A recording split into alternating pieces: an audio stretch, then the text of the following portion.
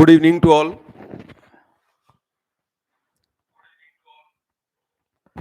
आज हम राजस्थान की भौतिक प्रदेश का दूसरा भाग कर रहे हैं, जिसमें अभी हम अरावली पर्वतमाला को शुरू करने वाले हैं। जितने भी व्यूअर्स हैं और जो इस लाइव को देख रहे हैं, आपको तसल्ली से जितने प्रश्नों पर मैं बात कर रहा हूं उन प्रश्नों को ध्यान से सुनना है। और अभी अगर आप नोट कर सकते हैं साथ में तो कर ले, नहीं तो दोबारा भी आप इसको कर सकते हैं। ठीक है, मैं अब आगे आप टॉपिक पर बात कर रहा हूं।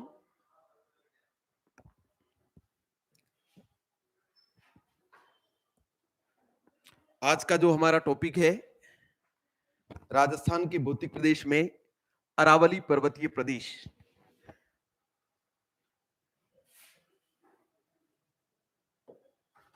आज का हमारा टॉपिक अरावली पर्वतीय प्रदेश। ठीक है, तो एक तो अरावली पर्वतीय प्रदेश जो है, यह राजस्थान का महत्वपूर्ण पर्वतीय प्रदेश। राजस्थान के क्षेत्रफल की बात करें तो लगभग 9.3% भाग पर इसका विस्तार है। और राजस्थान के जिलों की बात करें तो 13 जिले इसका भाग है। कल भी मैं बात कर चुका हूं। और इसके बाद यहां पर अगर हम बात करें तो राजस्थान की लगभग 10% जनसंख्या यहां पर निवास करती। अरावली पर्वतमाला की बात करें तो अब मैं दूसरी बात कर रहा हूं कि अरावली पर्वतमाला की उत्पत्ति। तो अरावली पर्वतमाला की उत्पत्ति को समझने से पहले मैं आपसे एक जियोलॉजिकल टाइम स्केल के बारे में बात कर रहा हूं कि पृथ्वी की उत्पत्ति 4.6 अरब वर्ष पूर्व होती है। कब होती है? कल भी बात की थी, 4.6 अरब वर्ष पूर्व। इस 4.6 अरब वर्ष से लगाकर वर्तमान यानी कि जो नवजीवी कल्प है, जिसको हम होलोसीन युग भी कहते हैं, इस नवजीवी कल्प तक यानी कि 4.6 अरब वर्ष से लगाकर 58 करोड़ वर्ष तक का समय, जिसके बारे में हमें कोई जानकारी नहीं है, बहुत लंबी अवधि है। और इसी अवधि को हम प्री कैम्ब्रियन के नाम से भी जानते हैं। किस नाम से जानते हैं? Pre Cambrian. न तो जीवों की उत्पत्ति होती है, न ही वनस्पतियों की उत्पत्ति होती है। यानी कि 4.6 अरब वर्ष से लगाकर 58 करोड़ वर्ष तक के पूर्व के समय को हम प्री कैम्ब्रियन के नाम से जानते हैं। तो प्री कैम्ब्रियन या 4.6 अरब वर्ष से वर्तमान तक की बात करें तो अभी तक पृथ्वी पर पर्वत निर्माण की घटनाएं 4 पर्वत निर्माणक युगों में हुई है, जिसमें नंबर 1 युग है जिसका नाम है आर्कियन। नंबर 2 पर्वत निर्माणकारी घटना जिसको कैलोडोनियन, और तीसरी पर्वत निर्माणकारी घटना जिसका नाम है हर्सियन, और चौथी पर्वत निर्माणकारी घटना जो नवीनतम घटना मानी जाती है जिसका नाम है अल्पाइन।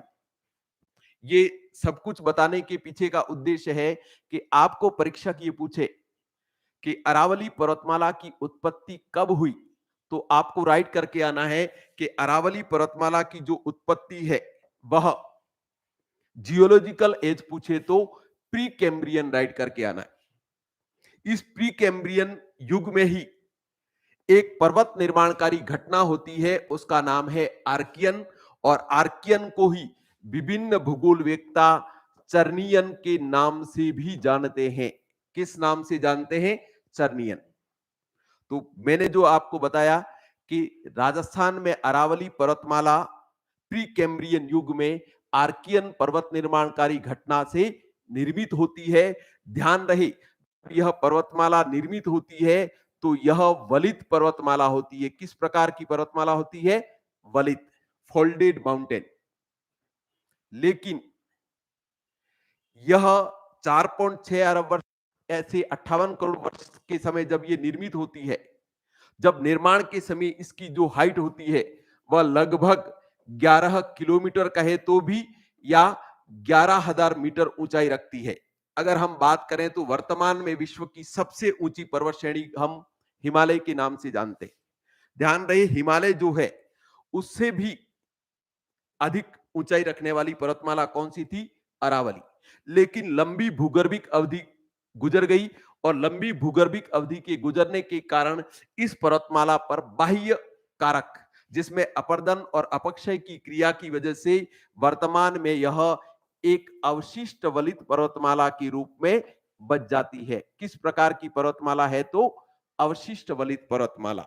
तो परीक्षा में आपसे क्वेश्चन पूछे तो ऑब्जेक्टिव की परीक्षाओं में अरावली की पर्वतमाला की उत्पत्ति किस युग में हुई है, तो युग पूछे तो geological age Precambrian write करके आना है। लेकिन एग्जामिनर आपसे यह जानना चाहे कि किस पर्वत निर्माणक युग में हुई है, तो आप आर्कियन, अगर आर्कियन नहीं है तो चर्नियन के नाम से जानते। परीक्षा में आपसे क्वेश्चन पूछे कि अरावली पर्वतमाला निम्न में से किस प्रकार की है, तो वलित पर्वतमाला।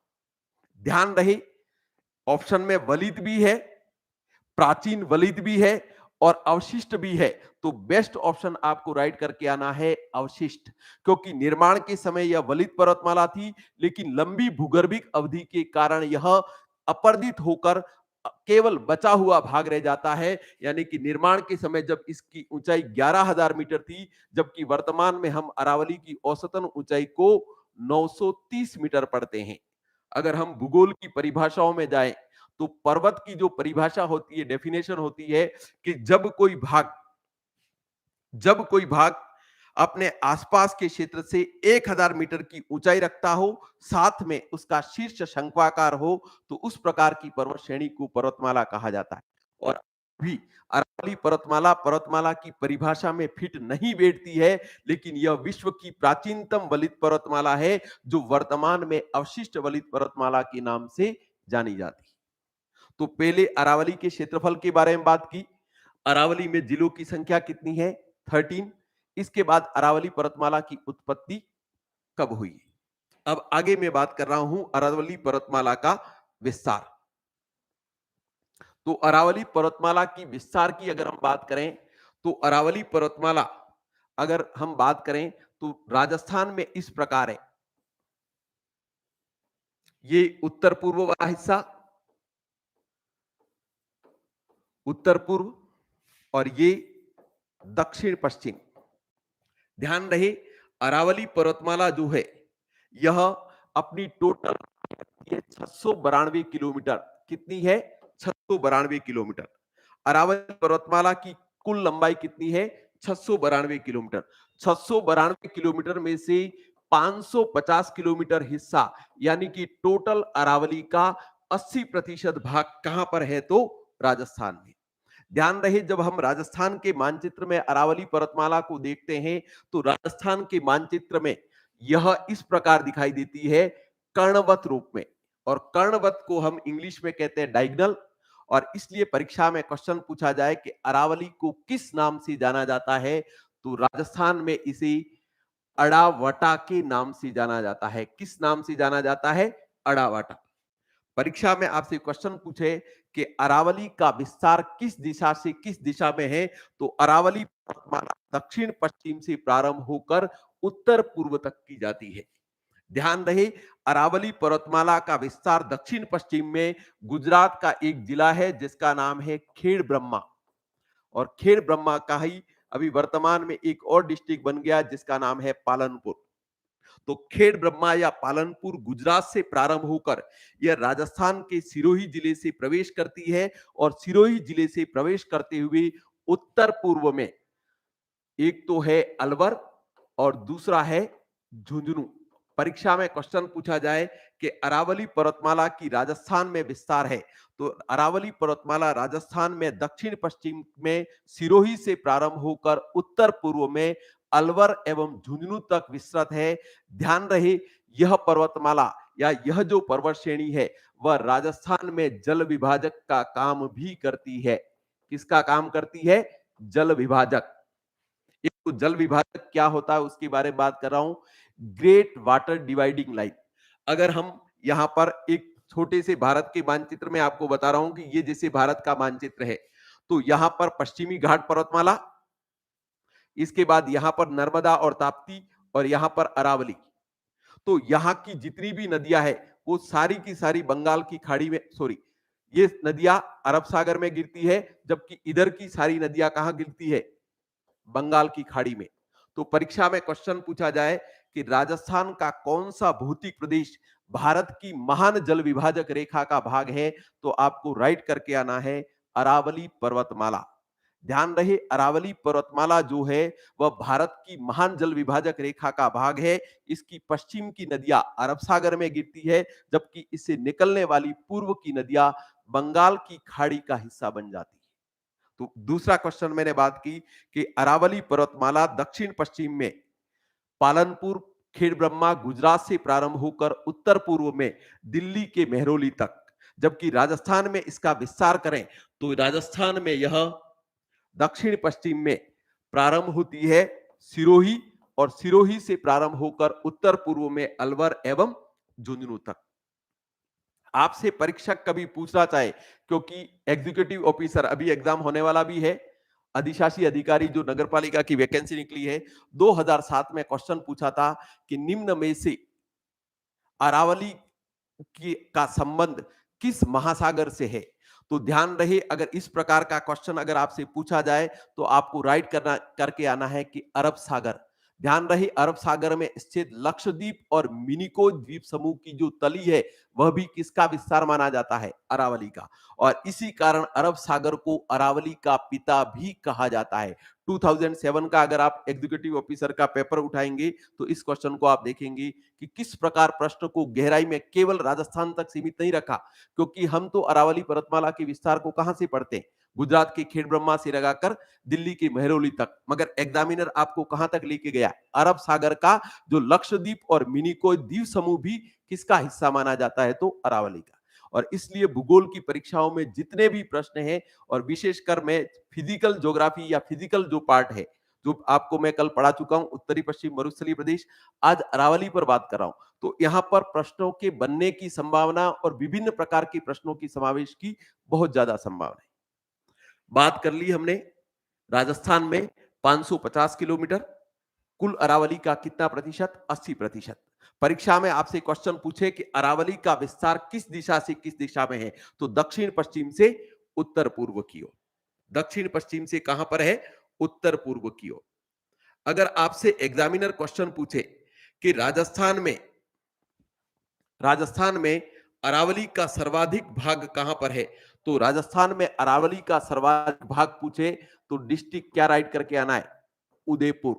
अरावली का सर्वाधिक विस्तार किस जिले में है, तो राइट करके आओगे उदयपुर। अगर एग्जामिनर आपसे यह पूछे कि अरावली का सबसे कम विस्तार किस जिले में है, तो आपको राइट करके आना है अजमेर। क्या राइट करके आओगे? अजमेर। आपसे परीक्षा में क्वेश्चन पूछे कि अरावली की सर्वोच्च ऊंचाई किस जिले में है, तो आपको राइट करके आना है सिरोही। और परीक्षक आपसे यह पूछे कि राजस्थान के किस जिले में अरावली की न्यूनतम ऊंचाई है, कर रहा हूं, ये 4 क्वेश्चन बहुत अच्छे क्वेश्चनों में से है।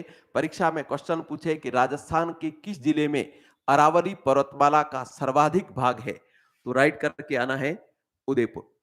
अरावली पर्वतमाला का सबसे कम क्षेत्र किस जिले में है, तो अजमेर। परीक्षक क्वेश्चन पूछे कि अरावली पर्वतमाला की सर्वोच्च ऊंचाइयां किस जिले में है, तो सिरोही। अरावली पर्वतमाला की सबसे कम ऊंचाइयां या सबसे नीचा भाग किस जिले में स्थित है, तो जयपुर। अरावली पर्वतमाला की उत्पत्ति के बारे में बात कर ली, अरावली पर्वतमाला की विस्तार के बारे में बात की। अब आगे मैं बात कर रहा हूं अरावली पर्वतमाला की उपभाग। ध्यान रहे, अरावली पर्वत इस अरावली पर्वतमाला को हम 3 उपभागों में मुख्य रूप से और टोटल 4 उपभागों में विभक्त करके पढ़ते हैं। नंबर 1 उत्तरी पूर्वी अरावली। पहला भाग कौन सा है? उत्तरी पूर्वी अरावली। जबकि दूसरा भाग मध्य अरावली,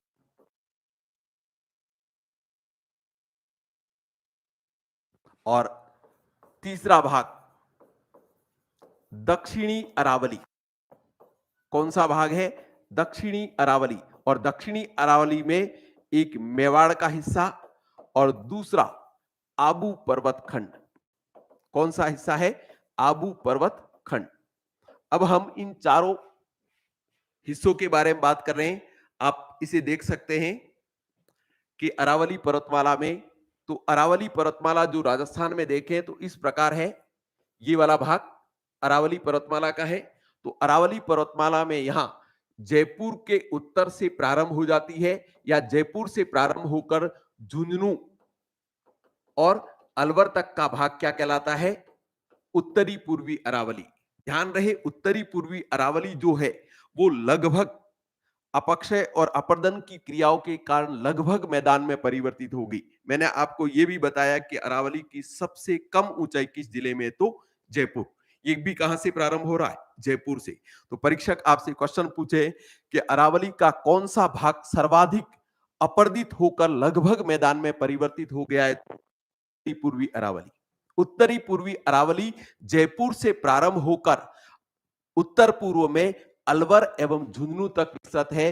परीक्षक आपसे मिलान का क्वेश्चन पूछे कि उत्तरी पूर्वी अरावली की सर्वोच्च चोटी कौन सी है? तो आपको राइट करके आना है रघुनाथगढ़। कौन सी राइट करके आओगे? रघुनाथगढ़। और रघुनाथगढ़ कहां पर है?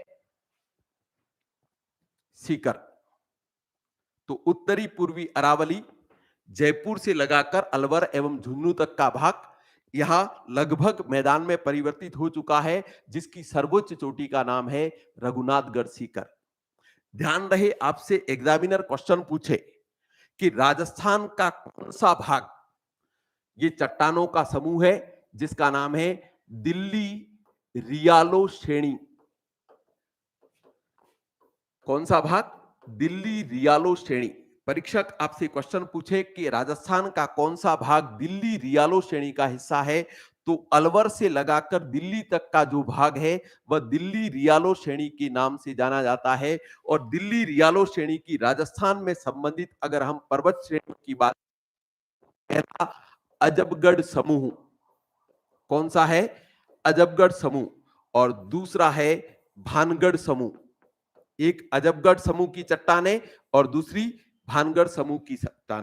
तो परीक्षा में आपसे क्वेश्चन पूछा जाए कि अरावली पर्वतमाला की प्राचीनतम पर्वतीय भाग है, तो भानगढ़ समूह यह दिल्ली रियालो श्रेणी का हिस्सा है। ध्यान रहे, राजस्थान के भानगढ़ को अगर आर्ट एंड कल्चर में जाए तो भानगढ़ को प्रेतात्माओं का या भूतों का निवास स्थान माना जाता है, जबकि ज्योग्राफी में अगर हम बात करें तो इसे पुरातात्विक इतिहास का स्रोत भी कहा जाता है। यह किसका भाग है? तो दिल्ली रियालो श्रेणी।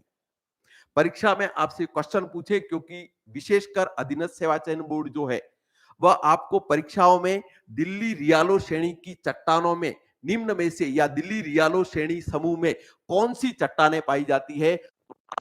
बिल्कुल राइट करके आएंगे क्वार्टजाइट। कौन सी चट्टान पाई जाती है? क्वार्टजाइट।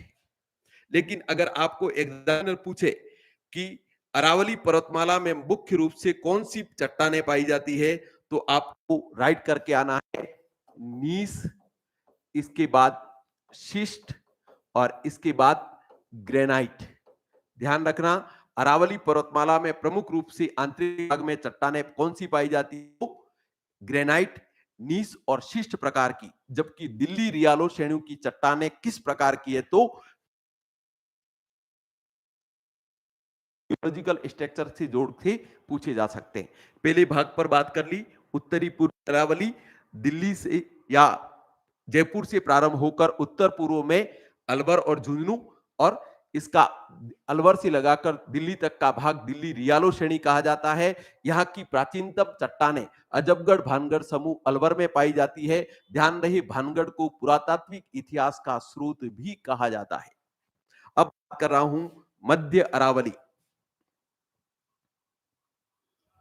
देखें सेकेंड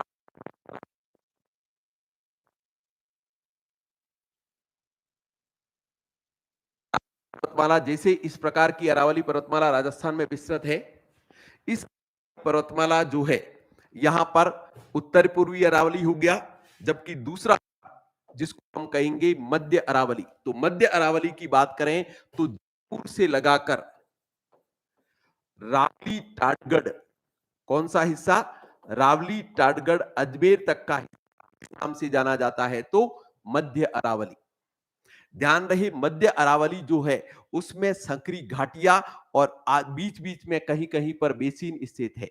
तो परीक्षा में आपसे क्वेश्चन पूछा जाए कि अरावली का कौन सा भाग जहां पर सर्वाधिक बेसिन स्थित है, तो क्या राइट करके आओगे? मध्य अरावली। और मध्य अरावली में स्थित अगर बेसिन पूछे तो नंबर पहला बेसिन जिसका नाम है सांभर बेसिन। और सांभर बेसिन कहां पर है? तो जयपुर और नागौर एवं अजमेर की सीमा पर। सांभर बेसिन जयपुर में पड़ता है, लेकिन इसकी जो बाउंड्री बनती है वो किसके द्वारा बनती है? एक अजमेर और दूसरा नागौर। तो पहला कौन सा हो गया? सांभर बेसिन। दूसरे बेसिन की बात करें तो परीक्षा में पूछा भी जाता है सेंदड़ा बेसिन। और सेंदड़ा बेसिन कहां पर है? तो पाली में। इसके बाद पुष्कर, ब्यावर और अजमेर बेसिन कहां के हैं? तो अजमेर के। तो परीक्षा में क्वेश्चन पूछा जाए कि मध्य अरावली क्या है, तो जयपुर से लगाकर रावली, टाटगढ़, अजमेर तक के भाग को मध्य अरावली के नाम से जानते हैं। मध्य अरावली की बात करें तो मध्य अरावली की सर्वोच्च चोटी रावली टाटगढ़ का भाग है, जिसका नाम है मोराम जी। और मोराम जी जो है वह रावली टाटगढ़ का हिस्सा है, जो मध्य अरावली की सर्वोच्च चोटी है। ध्यान रहे आपसे पूछे कि अरावली के किस भाग में सर्वाधिक बेसिन स्थित है, तो पहला बेसिन कौन सा? Sambhar basin Jaipur. Number 2 Sendra basin Pali. और इस और अजमेर बेसिन कहां पर है? तो अजमेर में। कुछ लोग जिनका ज्योग्राफी विषय नहीं है उनको लगता हो कि भूगोल में ये बेसिन शब्दावली क्या है, तो बेसिन शब्दावली को आपसे स्पष्ट कर रहा हूं कि ऐसा भौगोलिक क्षेत्र या ऐसा अवतलाकार क्षेत्र जहां परिधीय क्षेत्र की जलराशि केंद्र की ओर आती हो। और सिंपल सा आपको देखना हो तो घर में जो हाथ धोने के लिए जो हमारा बेसिन होता है उसमें भी चारों ओर से जल कहां जाता है? केंद्र में। तो उस प्रकार की भौगोलिक स्थलाकृतियों को हम भूगोल की भाषा में बेसिन के नाम से जानते हैं। तो दूसरा पार्ट हमने कर लिया मध्य अरावली। और अब हम बात कर रहे हैं तीसरे भाग पर, जिसका नाम है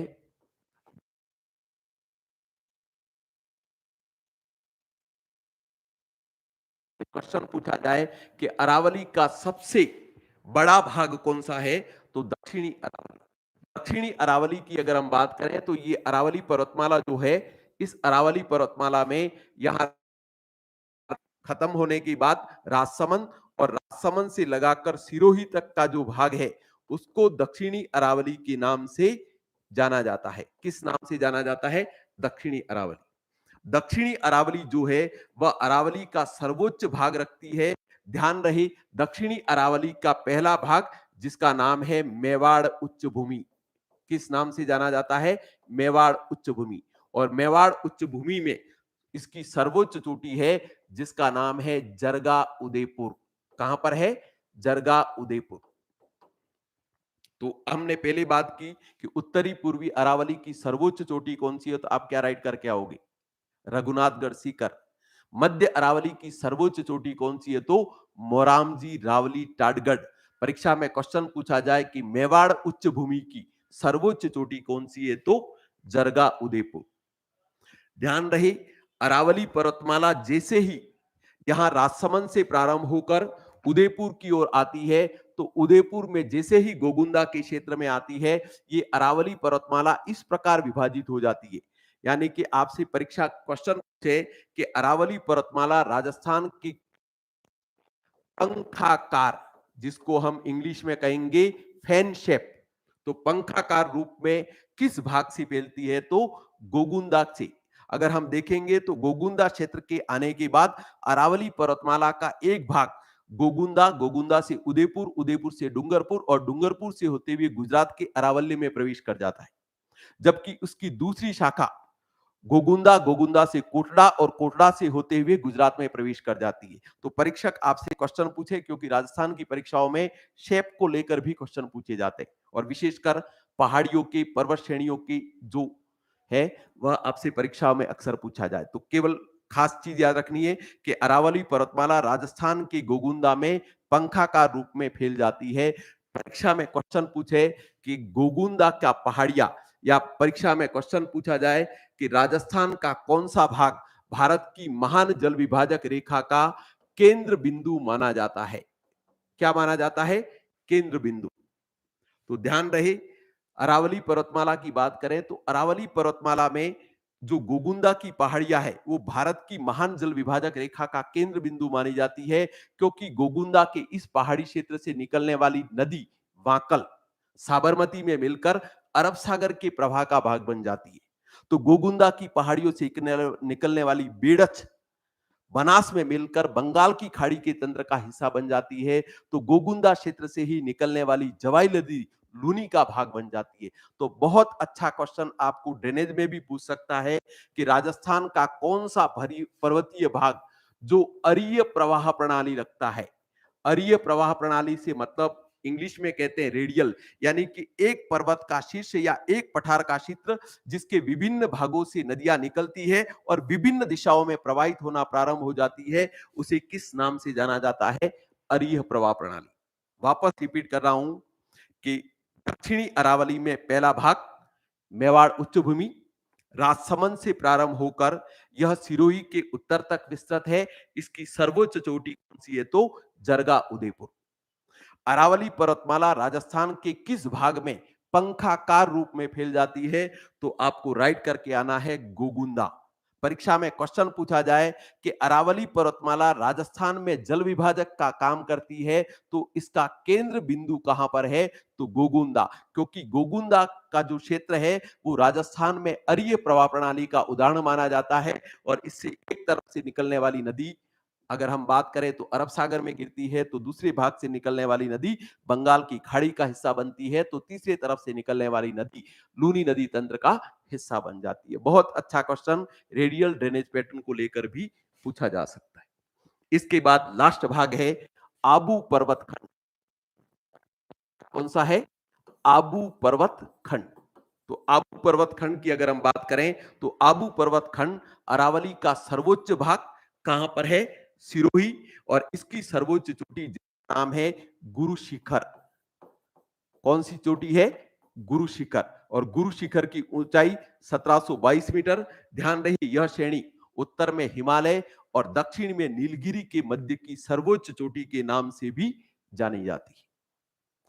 वापस रिपीट कर रहा हूं, एक बार तसल्ली से सुन ले कि आपसे परीक्षक क्वेश्चन पूछे कि राजस्थान के अरावली के उपभाग, तो नंबर 1 उत्तरी पूर्वी अरावली, जयपुर के उत्तर से प्रारंभ होकर अलवर एवं झुंझुनू तक का भाग उत्तरी पूर्वी अरावली कहलाता है। इसकी सर्वोच्च चोटी कौन सी है, तो रघुनाथगढ़ सीकर। परीक्षा में क्वेश्चन पूछा जाए कि अरावली का कौन सा भाग सर्वाधिक अपक्षय और अपरदन से प्रभावित हुआ है, तो उत्तरी पूर्वी अरावली। उत्तरी पूर्वी अरावली की सर्वोच्च चोटी कौन सी है, तो रघुनाथगढ़ सीकर। परीक्षा में क्वेश्चन पूछा जाए कि राज्य में अरावली की प्राचीनतम चट्टानें, तो अजबगढ़ भानगढ़ समूह अलवर। ध्यान रही भानगढ़ समूह को हुई राजस्थान में पुरातात्विक इतिहास का स्रोत या archaeology source of archaeological history के नाम से भी जाना जाता है। दूसरा मैंने बात की मध्य अरावली, जयपुर से लगाकर रावली टाटगढ़ अजमेर तक का हिस्सा मध्य अरावली कहलाता है। यहां पर सर्वाधिक बेसिन स्थित है, जिसमें नंबर 1 सेंदड़ा बेसिन पाली, नंबर 2 सांबर बेसिन जयपुर, इसके बाद पुष्कर, अजमेर एवं ब्यावर बेसिन अजमेर में। इसकी सर्वोच्च चोटी रावली टाटगढ़ का भाग जिसका नाम है मोरामजी। इसके बाद दक्षिणी अरावली के दो भाग, एक मेवाड़ उच्च भूमि, अरावली का सबसे लंबा भाग राजसमंद से प्रारंभ होकर सिरोही के उत्तर तक के भाग को किस नाम से जाना जाता है, तो मेवाड़ उच्च भूमि। और मेवाड़ उच्च भूमि की सर्वोच्च चोटी कौन सी है, तो जरगा उदयपुर। परीक्षक प्रश्न पूछे कि अरावली पर्वतमाला किस स्थान पर पंखाकार रूप में फैल जाती है, तो गोगुंदा का पहाड़ी क्षेत्र या पठारी क्षेत्र। परीक्षक क्वेश्चन पूछे कि भारत की महान जल विभाजक रेखा का राजस्थान में केंद्र बिंदु कौन सा है, तो गोगुंदा का पठार। परीक्षक ये भी प्रश्न पूछे कि राजस्थान की कौन सी पहाड़ियां या कौन सा पठारी भाग रेडियल या अरीय प्रवाह प्रणाली रखता है, तब भी क्या राइट करके आओगे, गोगुंदा का पठारी क्षेत्र। और इसके बाद आबू पर्वत खंड अरावली का सर्वोच्च भाग, और इसकी सर्वोच्च चोटी का नाम क्या है, गुरु शिखर। तो हमने अरावली की उत्पत्ति के बारे में बात की, अरावली के विस्तार के बारे में बात कर ली और अरावली के उपभागों के बारे में बात कर ली। अब आपसे पूछे कि आपसे परीक्षा में क्वेश्चन पूछे कि अरावली पर्वतमाला का अध्ययन किसने किया है, तो 1923 में एक ब्रिटिश जियोलॉजिस्ट है जिसका नाम है A.H. हेरोन। अरावली पर्वतमाला की भूगर्भिक संरचना का विस्तृत अध्ययन किसके द्वारा किया गया है, तो ब्रिटिश भूगर्भ विज्ञानी जिसका नाम है A.H. हेरोन। इसके बाद हम बात कर रहे हैं अरावली पर्वतमाला की विभिन्न चोटियां। अरावली पर्वतमाला की विभिन्न चोटियां, तो अरावली पर्वतमाला की चोटियों की बात करें, एक तो पहले कि अरावली पर्वतमाला की औसतन ऊंचाई कितनी है, तो 930 मीटर। कितनी है? 930 मीटर। अरावली पर्वतमाला की चोटियों की बात करें तो नंबर 1 पहला गुरु शिखर,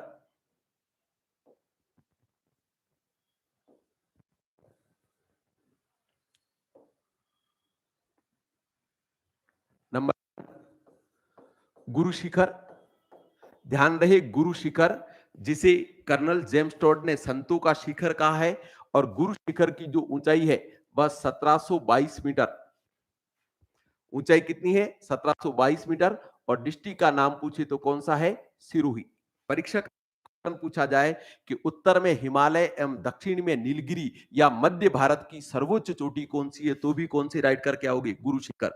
ध्यान रहे कहीं कहीं किताबों में गुरु शिखर की ऊंचाई 1727 मीटर भी लिखी मिलती है, लेकिन अगर आर्ट एंड कल्चर वाला आपसे पूछ ले कि गुरु शिखर पर किसका मंदिर स्थित है, तो दत्तात्रेय ऋषि का जो मंदिर है वह गुरु शिखर पर 5 मीटर का बना हुआ है, और इसी को जोड़कर लंबाई ऊंचाई लिख देते हैं 1727 मीटर। तो पहला कौन सा हो गया? गुरु शिखर। नंबर 2 शेर, 97 मीटर, सिरोही। दूसरी चोटी का नाम शेर। नंबर 3 देलवाड़ा। तीसरी चोटी का नाम क्या है? देलवाड़ा। और देलवाड़ा की जो ऊंचाई है 1442 किलोमीटर। कितनी है? 1442 मीटर। और डिस्ट्रिक्ट का नाम पूछे तो सिरोही। परीक्षक आपको देलवाड़ा के बारे में आर्ट एंड कल्चर का क्वेश्चन भी पूछे कि देलवाड़ा के जैन मंदिर का निर्माण किसने कराया, तो देलवाड़ा चोटी पर देलवाड़ा की जैन मंदिर का निर्माण दो जैन व्यापारी बंधु जिनका नाम है विमल शाह और धनक शाह द्वारा यहाँ पर देलवाड़ा की जैन मंदिरों का निर्माण करवाया गया। इसके बाद नेक्स्ट चौथे नंबर पर है जरगा। और जरगा पर्वत चोटी कहां पर है, तो उदयपुर। और ऊंचाई कितनी है? 1431 मीटर। ध्यान रहे पहले भी मैं बात कर चुका हूं कि जरगा जो चोटी है वह किसका भाग है, तो मेवाड़ उच्च भूमि का। पहला गुरु शिखर, दूसरा शेर, तीसरा देलवाड़ा, और चौथी कौन सी है? जरगा। इसके बाद 5वां नंबर अचलगढ़। ध्यान रहे अचलगढ़ की ऊंचाई 480 मीटर, और कहां पर है? सिरोही। परीक्षा में आपसे क्वेश्चन पूछा जाए कि अचलगढ़ दुर्ग कहां पर स्थित है, तो सिरोही। और अरावली की महत्वपूर्ण चोटी अचलगढ़ कहां पर है, तो भी क्या राइट करके आना है? सिरोही। अचलगढ़ के बाद अगर हम बात करें तो नेक्स्ट 6 नंबर पर चोटी आती है कुंभलगढ़। चोटी का नाम क्या है? कुंभलगढ़।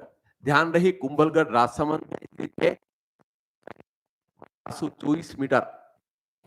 और डिस्ट्रिक्ट का नाम क्या है? राजसमंद।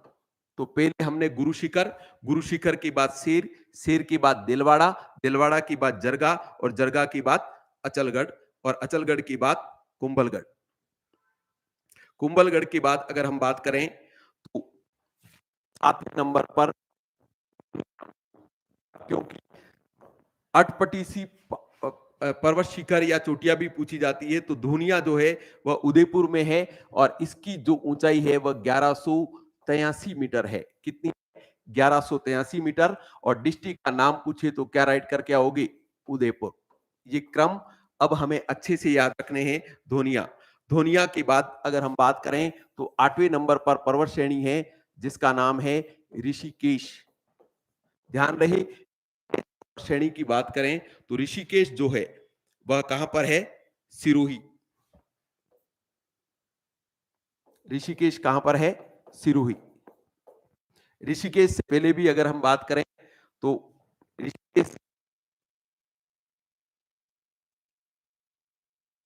1055 मीटर कहां पर है? तो सीकर। इसके बाद ऋषिकेश कहां पर है? सिरोही, जिसकी ऊंचाई है 1017 मीटर। इसके बाद अगर हम बात करें तो नेक्स्ट चोटी जो आती है वह है कमलनाथ। परीक्षा में क्वेश्चन पूछे कि कमलनाथ चोटी कहां पर है? तो उदयपुर में। और कमलनाथ चोटी की ऊंचाई कितनी है? तो 1001 मीटर। कितनी है? 1001 मीटर। इसके बाद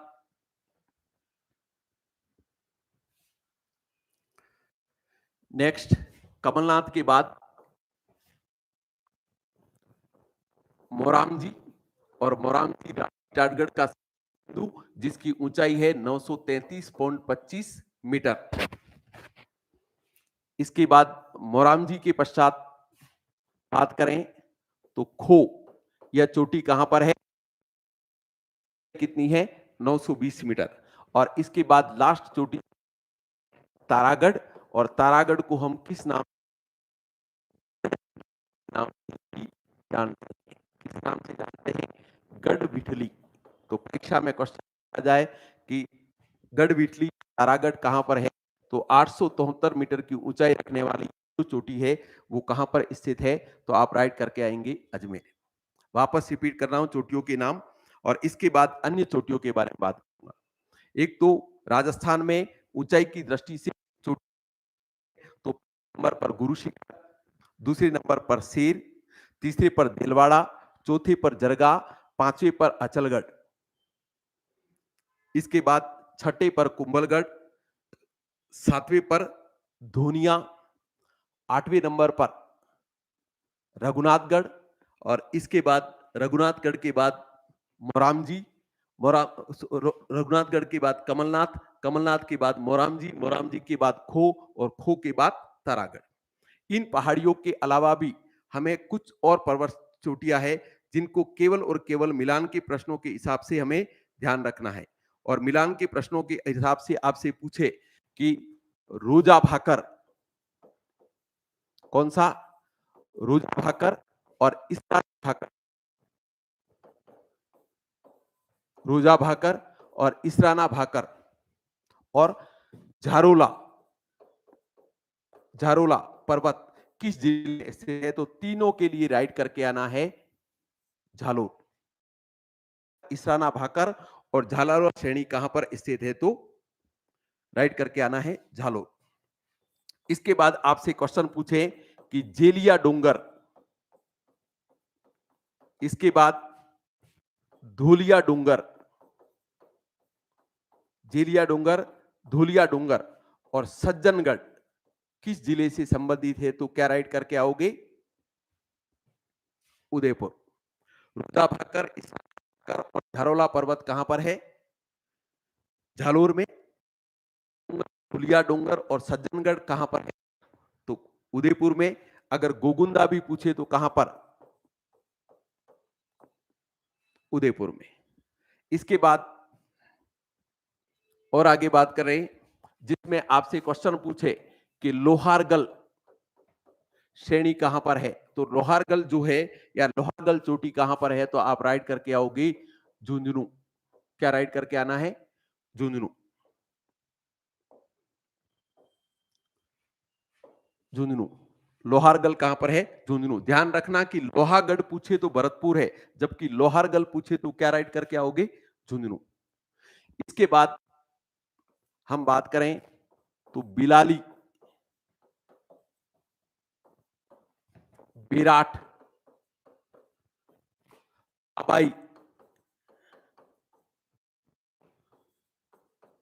और मनोहरपुरा कहां पर स्थित है? तो जयपुर। परीक्षक आपसे क्वेश्चन पूछते हैं कि बहराइच पर्वत या बहराइच चोटी कहां पर है? तो राइट करके आएंगे अलवर। कहां पर है? अलवर। इसके बाद परीक्षा क्वेश्चन पूछे कि डोरा पर्वत कहां पर है? तो डोरा पर्वत जो है वह सिरोही, जसवंतपुरा की जो पहाड़ियां है वहां पर डोरा पर्वत इसका सर्वोच्च बिंदु है और कहां पर स्थित है, तो सिरोही में। परीक्षा आपसे क्वेश्चन पूछे कि लीलागढ़ या लीलागढ़ कहां पर है, तो लीलागढ़ भी कहां पर है, उदयपुर में। तो एक तो राजस्थान की अन्य चोटियों के बारे में मैंने बात की, जिसमें आपको ध्यान रखना है, अगर आपसे परीक्षा में प्रश्न पूछे कि झारोला पर्वत, इसके बाद इसराना भाकर और रोजा रोजा भाकर कहां पर है, तो झालोर। इसके बाद लोहारगल श्रेणी कहां पर है, तो झुंझुनू।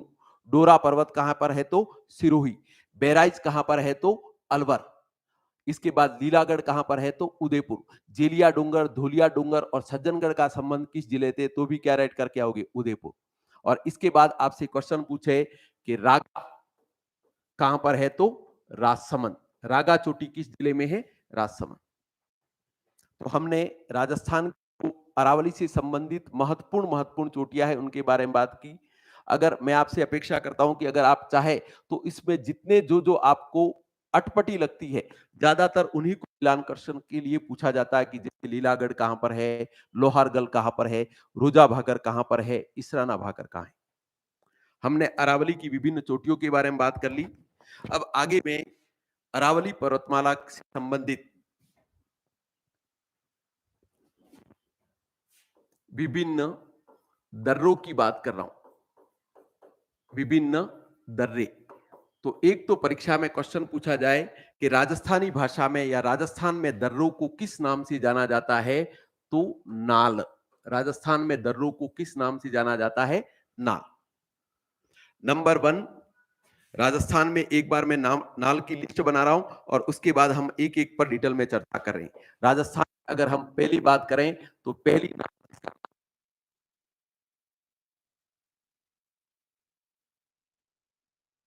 कि केवड़ा की नाल कहां पर है, उदयपुर में। परीक्षक आपसे ये क्वेश्चन पूछे कि राजस्थान की कौन सी नाल औषधीय महत्व के पौधों हेतु प्रसिद्ध है, तो क्या क्या होगी, केवड़ा की नाल। नंबर 2, फुलवारी की नाल। ध्यान रहे, फुलवारी की नाल राजस्थान के झाड़ोल कोटड़ा क्षेत्र उदयपुर में स्थित है। यहां वर्ष भर फूलों के खिलने के कारण इसे फुलवारी की नाल के नाम से जाना जाता है। और फुलवारी की नाल की बात करें तो यहां पर कार्यरत मानसी माकल परियोजना से उदयपुर शहर को पेयजल की आपूर्ति होती है। एक केवड़ा की नाल होगी, दूसरी फुलवारी की नाल। नंबर 3, देसूरी की नाल।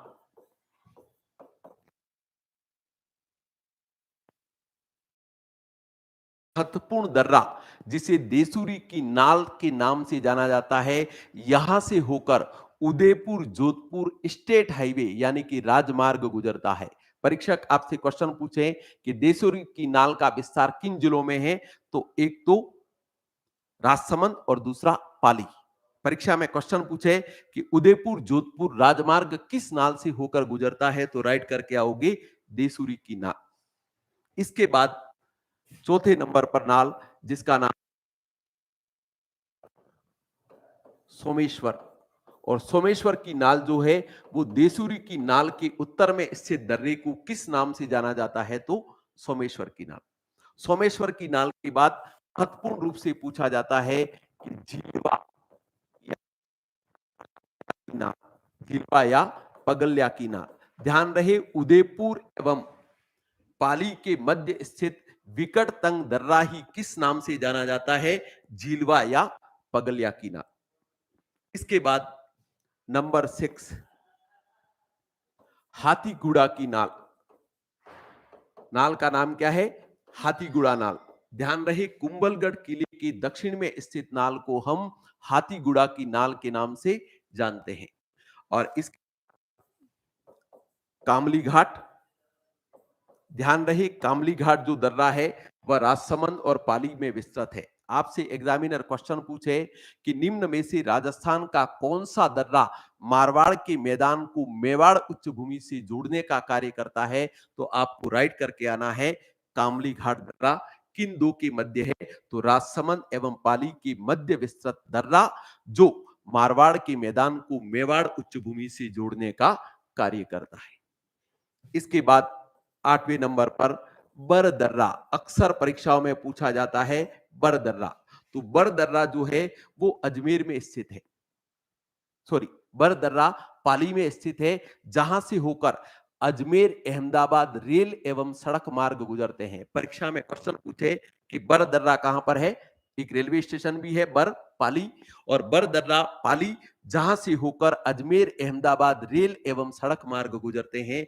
और इसके बाद नंबर 9, शिवपुर घाट। ध्यान रहे, शिवपुर घाट जो दर्रा है वह अजमेर में है, जिससे होकर उदयपुर अजमेर या नेशनल हाईवे संख्या 8 गुजरता है।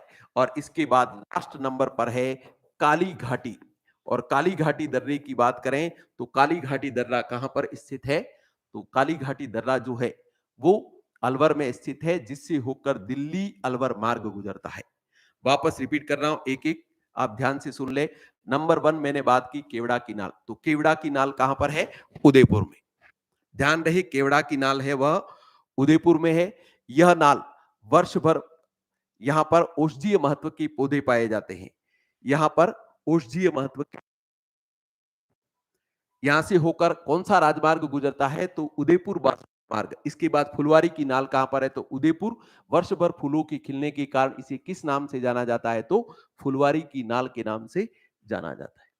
इसके बाद देसूरी की नाल कहां पर है, राजसमंद एवं पाली के मध्य विस्तृत दर्रा, जिससे होकर उदयपुर जोधपुर स्टेट हाईवे गुजरता है। इसके बाद की नाल, देसूरी की नाल उत्तर में स्थित दर्रा। महत्वपूर्ण दर्रा झीलवा या पगलिया की नाल, तो झीलवा और पगलिया की नाल कहां पर है, उदयपुर एवं पाली के मध्य स्थित दर्रा किस नाम से जाना जाता है, झिलवा या पगलिया की नाल। यह विकट तंग दर्रा है। हाथीगुड़ा की नाल पूछे तो कुंभलगढ़ किले की दक्षिण में स्थित नाल को हम हाथीगुड़ा की नाल के नाम से जानते हैं। और नेक्स्ट है कामली घाट दर्रा। ध्यान रहे, कामली घाट दर्रा मारवाड़ के मैदान को मेवाड़ उच्च भूमि से जोड़ने का काम करता है। इसके बाद बरदर्रा पाली में स्थित दर्रा, जहां से अजमेर अहमदाबाद रेल एवं सड़क मार्ग गुजरते हैं। इसके बाद शिवपुर घाट, और शिवपुर घाट कहां पर है, तो अजमेर में, जिससे होकर अजमेर उदयपुर राजमार्ग या नेशनल हाईवे संख्या 8 जिसका वर्तमान नंबर 48 गुजरता है। और इसके बाद लास्ट है काली घाटी दर्रा। तो काली घाटी दर्रा कहां पर है, तो काली घाटी जो दर्रा है वह अलवर में स्थित, इससे होकर अलवर दिल्ली मार्ग गुजरता है। विभिन्न दर्रों के बारे में बात कर ली। अब मैं बात कर रहा हूं राजस्थान में विभिन्न या राजस्थान की विभिन्न आंतरिक पठार। ध्यान रही, जब हम राजस्थान की बात करते हैं तो बोलते हैं मरु, मेरु और माल। तो मरु का अर्थ होता है स्थल, मेरु का मतलब है पर्वत श्रेणी, और माल का अर्थ होता है पठार। तो राजस्थान में कुछ आंतरिक पठार है जिनके बारे में बात कर रहा हूं। एक तो नंबर 1 उड़िया। पहला पठार कौन सा, उड़िया। तो परीक्षक आपसे क्वेश्चन पूछा जाए कि राजस्थान का सर्वोच्च पठारी भाग कौन सा है, तो उड़िया। ध्यान रहे, उड़िया पर्वत पर ही गुरु शिखर स्थित है। परीक्षा आपसे पॉलिटिकल साइंस को लेकर क्वेश्चन पूछे कि राजस्थान की कौन सी पंचायत सर्वाधिक ऊंचाई पर स्थित है, तो ध्यान रखना कि आबू नगर पालिका है, जबकि उड़िया पंचायत है। इसके बाद नंबर 2 आबू का पठार। ध्यान रहे, आबू दूसरा ऊंचा पठार है। ऊंचाई की दृष्टि से सबसे पहले नंबर पर कौन सा आएगा, पहले नंबर पर उड़िया पठार। तो दूसरे नंबर पर कौन सा पठार आएगा, आबू का पठार।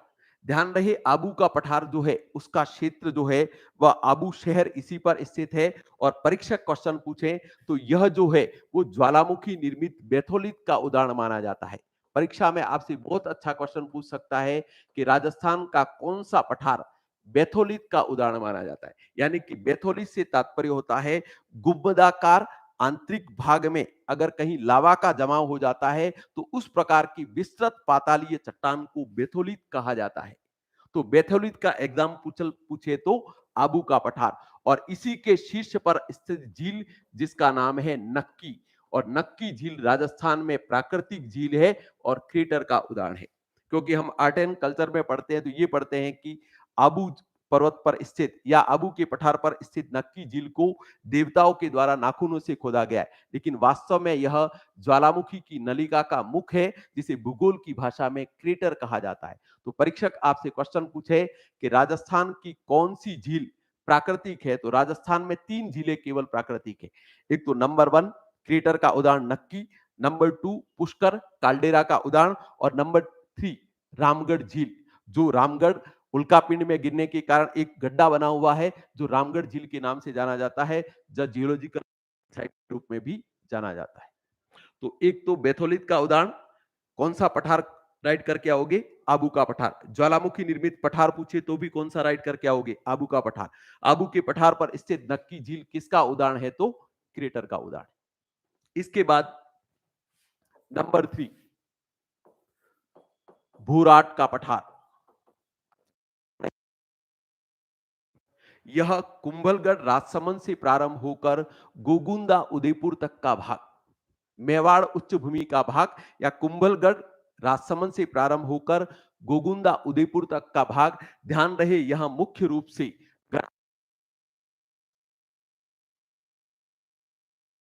जनजाति के राजस्थान में क्षेत्र, तो गरासिया जनजाति का पहला क्षेत्र तो भाकर यानी कि सिरोही में आबू रोड पिंडवाड़ा का क्षेत्र मुख्य रूप से गरासिया जनजाति से संबंधित है, जबकि गोगुंदा के पठार प्रमुख जनजाति का नाम भी पूछे तो कौन सी राइट करके आओगे? गरासिया। तो भोराट का पठार कहां से प्रारंभ होता है? कुंभलगढ़ राजसमंद से लगाकर गोगुंदा उदयपुर तक का हिस्सा। इसके बाद नंबर 4 ऊपर माल का पठार। ऊपर माल का पठार, अगर हम ऊपर माल के पठार की बात करें तो ऊपर माल का जो पठार है वह हमारी मालवा की पठार का हिस्सा माना जाता है, या दक्षिणी पूर्वी पठारी प्रदेश का हिस्सा माना जाता है। यह भैंसरोडगढ़ चित्तौड़ से प्रारंभ होकर बिजोलिया भीलवाड़ा तक का हिस्सा है। कहां से प्रारंभ हो रहा है? भैंसरोडगढ़ चित्तौड़, और वहां से बिजोलिया भीलवाड़ा तक का भाग। ध्यान रहे यह क्षेत्र भारत में किसान आंदोलनों का उत्पत्ति स्थान माना जाता है। ध्यान रहे 1899 में 1897 में यहां से किसान आंदोलन प्रारंभ होता है। ध्यान रहे विश्व में सबसे लंबा यानी कि 44 साल तक चलने वाला अगर विश्व का कोई सबसे लंबा कृषक आंदोलन है तो वो किस पठार से संबंधित है? ऊपरमाल का पठार। ध्यान रहे ऊपरमाल की पठार को ऊपरमाल की जागीर भी कहा जाता है। क्यों? क्योंकि मथुरा के एक जागीरदार होते हैं अशोक परमार, और उस अशोक परमार को राणा संगा के द्वारा युद्ध में सहायता देने के कारण इस जागीर को या ऊपरमाल के क्षेत्र को प्रदान कर दिया जाता है। इसे ऊपरमाल के क्षेत्र को हम ऊपरमाल की जागीर के नाम से भी जानते हैं। तो चौथा पठार कौन सा हो गया? ऊपरमाल का पठार। इसके बाद नंबर 5 लसाड़िया का पठार। ध्यान रही लसाड़िया के पठार की बात करें तो लसाड़िया का पठार जयसमंद के पूर्व से प्रारंभ होकर प्रतापगढ़ के मध्य के भाग को हम लसाड़िया के पठार के नाम से जानते हैं। लसाड़िया का जो पठार है यह लगभग उबड़ खाबड़ कटाफटा और विच्छेदित है। परीक्षा क्वेश्चन पूछा जाए कि लसाड़िया के पठार पर मुख्य रूप से कौन सी जनजाति निवास करती है, तो भील जनजाति। और यहां पर भील जनजाति के सुधार के लिए चलाया गया जो आंदोलन राजस्थान और मध्य प्रदेश और गुजरात में प्रमुख रूप से आंदोलन, जिसको हम हिस्ट्री में भगत आंदोलन के नाम से जानते हैं, और भगत आंदोलन की जो शुरुआत है वो गोविंद गिरी के द्वारा की गई थी। लेकिन इस क्षेत्र में इसकी कमान किस में थी, तो आप हिस्ट्री के क्वेश्चन के रूप में इसे सुरजी भगत के नाम से भी याद कर सकते हैं, जो सुरजी भगत है उन्होंने की थी। इसके बाद छठे नंबर पर पठार का पठार। अगर मैसा के पठार की बात करें तो पहले हम बात करें कि धरातल का जो ऊपर उठा हुआ भाग धरातल से 1000 मीटर की ऊंचाई रखता हो और शीर्ष समतल या सपाट या टेबल नुमा हो तो उसको हम पठार कहते हैं। जब कोई पठार अपरदित होकर नीचा हो जाता है तो उसे भूगोल की भाषा में मेसा कहा जाता है। ध्यान रहे तो परीक्षा में एक तो क्वेश्चन पूछे कि मेसा क्या है, तो कोई पठार अपरदित होकर नीचा हो जाता है तो उसे मेसा कहा जाता है। ध्यान रहे राजस्थान में मेसा का पठार चित्तौड़ में स्थित है, और चित्तौड़गढ़ दुर्ग किस पठार पर स्थित है, तो मेसा के पठार पर। ठीक है। आंतरिक पठारों की बात की, वापस रिपीट कर रहा हूं। नंबर 1 उड़िया, राज्य का सर्वोच्च पठार, राज्य की सर्वोच्च पंचायत और इसी पर गुरु शिखर स्थित है। नंबर आबू का पठार, राजस्थान का महत्वपूर्ण पठार, ज्वालामुखी निर्मित बेथोलित का उदाहरण माना जाता है। इसके शीर्ष पर स्थित नक्की झील क्रेटर का एग्जाम्पल मानी जाती है। किसका एग्जाम्पल मानी जाती है? क्रेटर का। ध्यान रहे, यहीं पर राज्य का पहला नगर पूछे या राज्य की पहली नगरपालिका भी पूछे तो आबू किस पर स्थित है? तो आबू की पठार पर। इसके बाद भोराट का पठार, मेवाड़ उच्च भूमि का भाग, कुंभलगढ़ राजसमंद से प्रारंभ होकर गोगुंदा उदयपुर तक का हिस्सा। ध्यान रहे, यहां पर मुख्य रूप से गरासिया जनजाति निवास करती है। इसके बाद ऊपरमाल का पठार, भैंसोड़गढ़ चित्तौड़ से प्रारंभ होता है और बिजोलिया भिलवाड़ा तक का क्षेत्र। ध्यान रहे, इसे ऊपरमाल की जागीर भी कहा जाता है क्योंकि महाराणा सांगा के द्वारा मथुरा के जागीरदार अशोक परमार को यह भूमि जागीर के रूप में प्रदान की जाती है और विश्व का पहला किसान आंदोलन 1897 में यहीं पर प्रारंभ होता है। परीक्षक आपसे यह भी पूछ ले कि ऊपरमाल की पठार पर निवास करने वाला प्रमुख कृषक समुदाय कौन सा है? तो धाकड़। इसके बाद हमने लसाड़िया का पठार, जयसमंद की पूर्व से लगाकर प्रतापगढ़ तक के हिस्से को हम किस नाम से जानते हैं? तो लसाड़िया के पठार के नाम से। यह या परीक्षा में क्वेश्चन पूछा जाए कि राज्य का कौन सा पठार भाग सर्वाधिक कटाफिटा या विच्छेदित है, तब भी क्या राइट करके आओगे? लसाड़िया। लसाड़िया क्षेत्र में मुख्य रूप से कौन सी जनजाति निवास करती है? तो आपको राइट करके आना है भील जनजाति। परीक्षक क्वेश्चन आपसे हिस्ट्री के पॉइंट ऑफ व्यू से पूछे कि लसाड़िया क्षेत्र में भगत आंदोलन की कमान किसके हाथ में थी? तो गोविंद गुरु के सहयोगी या गोविंद गिरी के जो सहयोगी है जिनका नाम सुरजी भगत, और सुरजी भगत के द्वारा इस क्षेत्र में भगत आंदोलन चलाया गया। और इसके बाद मैसा, एक भौगोलिक आकृति, जब कोई पठार नीचा होकर या अपर्दित होकर नीचा हो जाता है तो हम इसे क्या कहते हैं? मैसा। और मैसा जैसे ही अपर्दित होकर नीचा होता है तो यह बूटी में परिवर्तित हो जाता है। जब हम भारत का भूगोल पढ़ते हैं तो रांची के समीप का जो पठार है जिनको हम पाट भूमि कहते हैं, यह भारत में बूटी का ही एग्जाम्पल माना जाता है, जबकि चित्तौड़ दुर्ग जिस पर स्थित है वो क्या माना जाता है? मैसा का पठार। हमने अरावली पर्वतमाला के क्षेत्र की बात कर ली, अरावली पर्वतमाला के विस्तार की बात कर ली, उपभाग कर लिए। उसके बाद अरावली पर्वतमाला की विभिन्न चोटियां और इसके बाद हमने बात कर ली आंतरिक पठार। ठीक है, एक तो का जो भाग है यहीं पर मैं समाप्त कर रहा हूं। आप लोगों से ये बताना चाह रहा हूं कि जो हम फिजिकल पार्ट पढ़ रहे हैं, जैसे ही हमारा फिजिकल पार्ट पूरा हो जाएगा, इसके बाद इससे संबंधित जितने भी एमसीक्यू या बहुविकल्पीय प्रश्न हैं, एक साथ जितना भी टाइम लगेगा, जितने भी प्रकार के प्रश्न बनते हैं, हम यही हमारी मास्टर पाठशाला कार्यक्रम जो आप लोगों के लिए चलाया गया है फ्री, और उसके सारे क्वेश्चनों में आपको ये देखना है कि प्रश्न को हल करने का तरीका क्या होता है। ठीक है, तो आप सबको मेरे साथ जुड़ने के लिए और सतत रूप से बने रहने के लिए सबको धन्यवाद। और कल और परसों यानी कि तारीख 15 और 16 को मास्टर पाठशाला जो है उस पर लाइव नहीं रहूंगा, फिर 17 तारीख से पुनः हम करेंगे। और मेरा प्रयास रहेगा कि आपको जैसे जैसे टॉपिक पढ़ते जाएंगे और विशेष टॉपिक जहां पर आपको समस्याएं आती है, जैसे जलवायु से संबंधित है, सोइल से संबंधित है, उन टॉपिकों में किस प्रकार के बहुविकल्पीय प्रश्न बनते हैं उन पर भी मैं पूरी तरह चर्चा करूंगा। इसलिए आप मेरे साथ बने रहें। और आपके जितने भी साथी हैं, चाहे वो कांस्टेबल की परीक्षा की तैयारी कर रहे हैं या आरएस की तैयारी कर रहे हैं, उनको आप बता सकते हैं कि ये जो कार्य किया जा रहा है केवल और केवल बच्चों के हित में किया जा रहा है। और मेरा जो प्रमुख उद्देश्य है कि भूगोल पढ़ने वाला कोई भी विद्यार्थी भूगोल के प्रश्न को समझकर हल करे, न कि रटकर। और इसलिए मैं बार बार प्रश्नों में जियोलॉजिकल स्ट्रक्चर के क्वेश्चन कैसे बनते हैं और अन्य प्रश्न किस प्रकार के बनते हैं उस पर बात कर रहा हूं। सभी को शुभ रात्रि।